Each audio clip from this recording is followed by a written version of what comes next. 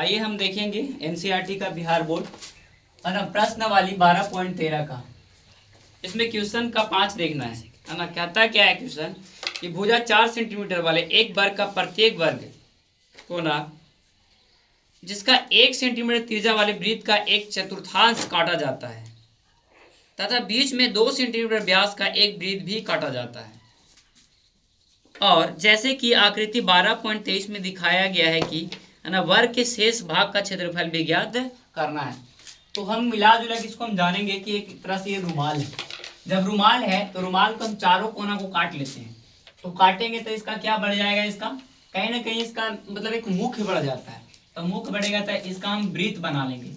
ये छोटा सा कटने के बाद ये क्या है, अर्ध वृत्त बन जा रहा है चारों साइड में कॉर्नर में, और बीच में एक वृत्त है। तो चारों क्या कहता है ए बी सी डी, और ये जो कट रहा है इसका 1 सेंटीमीटर दे रखा है और बीच वाले को कितना है 2 सेंटीमीटर। अब यहाँ देखेंगे कहता है वर्ग का भुजा बराबर 4 सेंटीमीटर और त्रिज्या कितना दे ले है 1 सेंटीमीटर, यानी कि ये जो हमारा बन रहा है इतना सा इसका सेंटीमीटर, यानी कि हमारा त्रिज्या जो है 1 सेंटीमीटर है। और वर्ग का क्षेत्रफल बराबर होता है भुजा स्क्वायर, यानी कि ए का स्क्वायर भी हम लिख सकते हैं।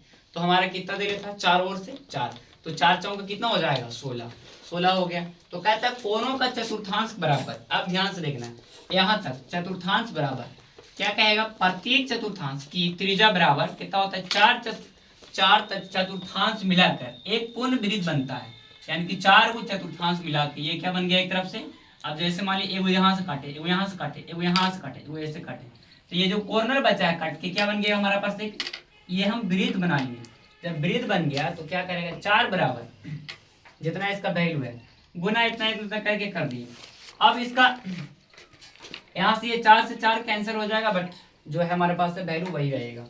अब जब रहेगा तो ध्यान से देखना है, अब इसका 22/7 हो गया और कितना है त्रिज्या कितना दे लेता r, तो r का वैल्यू कितना है 1 सेंटीमीटर है, 1 का स्क्वायर कर देंगे 22।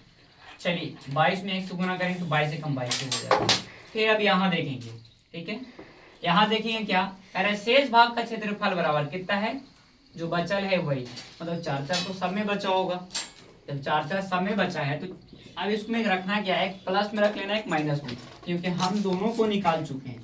जब ये दोनों निकल गया तो दोनों एक साथ करेंगे जो बचा है, तो 4 चौका कितना हो गया था इसका 16, ये माइनस में एक बार रख लेते हैं और दोनों को सेम रखना है। और रखने के बाद सेम इसका जब भिन्न के जोड़ लेंगे बनाएंगे तो ये 22 कितना आ जाएगा 44 है ना, और इधर माइनस 16/1।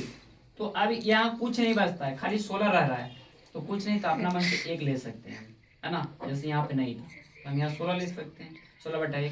अब ये दोनों का क्या कर सकते हैं हम एलसीएम लेंगे, एलसीएम में तो 7 आया, और इससे भाग लगाएंगे तो यहाँ 16 सत्ते है ना बलोतल से 112, और यहाँ 44 है, 44 में से घटाएंगे 112 को तो 68 बचेगा। हमारे ये फाइनल क्या हो जाएगा आंसर हो जाएगा, ठीक है।